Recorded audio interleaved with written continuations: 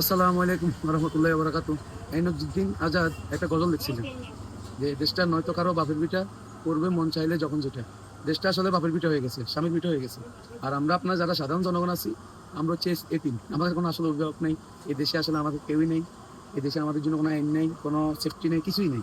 যেমন আজকে আমি কথা বলতেছি, কালকে হয়তো কথা নাও বলতে পারি। হয়তোবা আমাকে হয়তো ফোন করে ফেলতে পারে। অস্বাভাবিক কিছু নেই দেশে যেটা চলতেছে।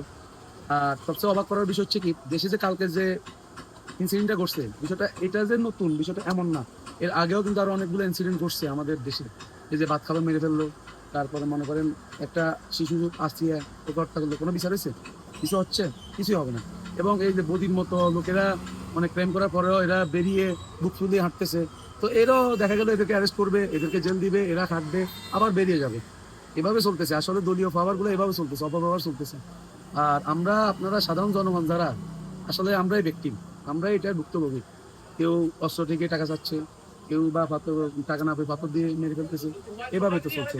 এটা তো আসলে ভাই কোনো সিস্টেমের মধ্যে পড়ে না। আর মানুষের কতটা বিবেক, মানুষের যদি কতটা বিবেক নিকৃষ্ট হলে এই ধরনের কাজ করতে পারে। আরে ভাই তুই টাকা পাস নাই, তাই বলে মেরে ফেলবি? মানে মৃত্যু এত সোজা? কি রে ভাই, আমি একটা মানুষকে মেরে ফেলতেছি, একবার ভাবতেছি না কেন মারতেছি, কি জন্য মারতেছি? এটা কোনো কথা? বাচ্চা শুয়োর আর শুয়োরের বাচ্চাগুলা একই। আপনি যে লাউ সে কদু। এরা আসলে ওরাও কেউ কাজ করছে, এরাই কাজ করবে। ভবিষ্যতে যারা আসবে তারাই এরকম করবে, ক্ষমতার অপব্যবহার করবে। আসলে আমরা মানুষ হয়ে আসলে মানুষ হতে পারি নাই। আরে ভাই, আপনি আপনার রাজনীতি করেন না ভাই, আপনি আপনার রাজনীতি করেন, সেটা তো আমাদের আপত্তি না। আপনি মানুষ মেরে ফেলবেন, আপনি আপনার ক্ষমতার অপব্যবহার দেখিয়ে মানুষের সাথে দুর্ব্যবহার করবেন, আপনি মানুষকে মানুষ মনে করবেন না। মানে প্রত্যেকটা দিন ফেসবুক স্ক্রল করলেই কোনো না কোনো নিউজ চোখের সামনে আসবে। কালকে দেখলাম কি, খতিবের খুতবা পছন্দ হয় না বিদায় ওনার এখানে মানে হামলা করছে। কেন ভাই? এগুলা কোনো কথা?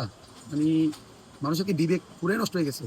আর আমি একটা জিনিস বুঝি না, এই যে এই বর্তমান জেনারেশন বা তা আমাদের আগামী ইয়াংস্টাররা, তোমরা কি বুঝে এই ধরনের রাজনীতি সাপোর্ট করো? এই যে আমাদের বাংলাদেশের রাজনীতির যে দলগুলা, একটা দলও তো আমি ভালো দেখি না। সবাই সবাই নিজের আখের গোছাতে ব্যস্ত। যে খারাপ কর্ম করবে শুধু সে খারাপ না, যারা খারাপ কর্মকে সাপোর্ট করবে তারাও খারাপ।